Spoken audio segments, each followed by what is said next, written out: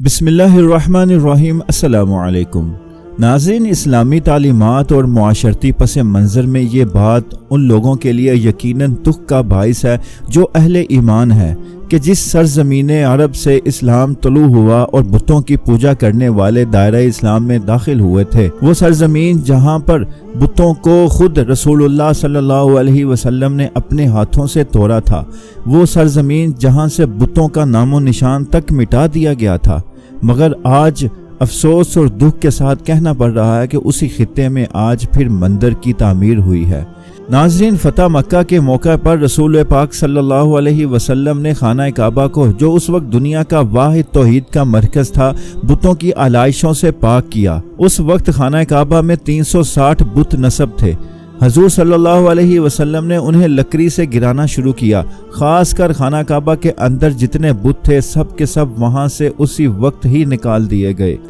اور ہمارے حکمران اسی پاک سرزمین، پاک عرب سرزمین پر ہندوؤں کا معبد خانہ تعمیر کروا کر اسی پاک عرب سرزمین پر جہاں سے بتوں کو توڑا گیا، جہاں سے اسلام کی دعوت شروع ہوئی، وہاں پر ہندوؤں کو معبد خانہ تعمیر کر کے پیش کر رہے ہیں، ان کو عبادت خانہ بنا کر دے رہے ہیں، جس مقدس سرزمین سے بتوں کو نکال کر پاش پاش کر دیا گیا تھا۔ اور ناظرین، یہ اس ملک بھارت کے لیے تحفہ جو مسلمانوں پر درندگی اور بربریت کا ہمیشہ سے مظاہرہ کرتا آ رہا ہے۔ 70 سال سے کشمیر میں جو ہو رہا ہے سب کے سامنے ہے، گجرات کی دردناک داستان ہے۔ ان داستانوں کے علاوہ آئے روز ہندو بھارتی کوئی ایسا موقع جانے نہیں دیتے کہ مسلمانوں کو اپنی بربریت کا نشانہ بنائے۔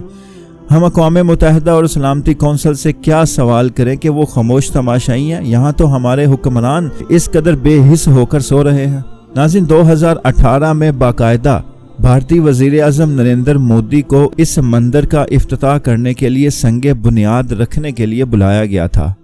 ابوظہبی UAE، جس کو متحدہ عرب امارات بھی کہا جاتا ہے، کی حکومت کی طرف سے بھارتی وزیر اعظم کو خوش آمدید کہا گیا تھا، اور اس خوش آمدید کے بعد جو سب سے اہم تحفہ جو حکومت نے متعصب اور انتہا پسند حکومت مودی کو دیا تھا، وہ تھا اپنی عرب سرزمین پر مندر کی تعمیر کی اجازت۔ ناظرین، اس دورے کے موقع پر نریندر مودی نے کہا تھا کہ ابوظہبی میں مندر کی تعمیر میرا اور ہمارے ہندوؤں کا پرانا خواب ہے، جو یہ خواب آج ابوظہبی متحدہ عرب امارات کی حکومت نے خواب پورا کر دیا۔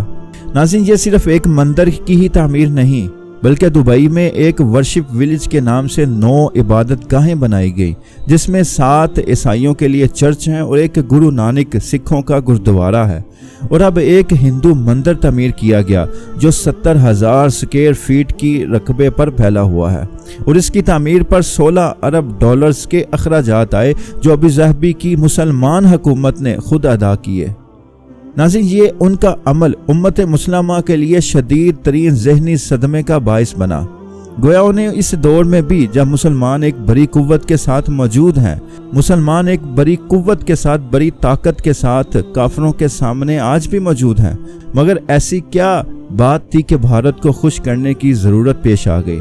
مسلمان جو ماضی میں طاقت عزت کا استعارہ بن کر سامنے آئے تھے اور تقریباً پوری دنیا کو اپنے کردار کی بدولت فتح کر لیا تھا، آج اخلاق کو کردار کی بات کریں تو یہی لوگ اسلام سے قبل جہالت کے اسی دور میں پہنچ چکے ہیں۔ یہ ہمارے حکمران تعیشات زندگی کو اپنا نصب العین بنا چکے ہیں۔ ناظرین، اسلامی حکومت کا بنیادی فریضہ توحید و رسالت کو قائم کر کے اسے فروغ دینا ہے، نہ کہ دیگر مذاہب کو فروغ دینا ہے۔ یہ ایک اسلامی ملک کی نظریاتی اساس ہے۔ اللہ کی حاکمیت کو اپنے ملک میں لاگو کیا جائے، نہ کہ ہم غیر مسلموں کی عبادت گاہوں کو بنائیں اور خدا نخواستہ کسی مسلمان کے دل میں ان کے لیے نرم گوشہ پیدا ہو جائے، وہ بھی دوسرے مذہب کی طرف دیکھنا شروع ہو جائے، اس کا دل مائل ہو جائے، اس کے جذبات، اس کے احساسات دوسرے مذہب کی طرف راغب ہو جائیں، تو ہمیں ڈرنا چاہیے اس وقت سے کہ ہمیں ایسی چیزیں نہیں کرنی چاہیے کہ اللہ کا عذاب ہم پر نازل ہو۔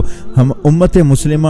امت مسلمہ پہلے ہی شدید مشکلات سے دوچار ہے۔ ہم حکمرانوں سے استدعا کرتے ہیں، ان سے اپیل کرتے ہیں، ان سے ہاتھ جوڑ کر ہم یہ کہتے ہیں کہ اللہ کے لیے ایسے قوانین اور ایسے اقدامات سے گریز کیا جائے جو مسلمانوں کے لیے بھی پریشانی کا باعث بنے۔ اللہ تعالیٰ سے دعا ہے کہ اللہ تعالیٰ ہمارے حکمرانوں کو ہدایت دے، انہیں دین کی سمجھ عطا فرمائے۔ آمین ثم آمین۔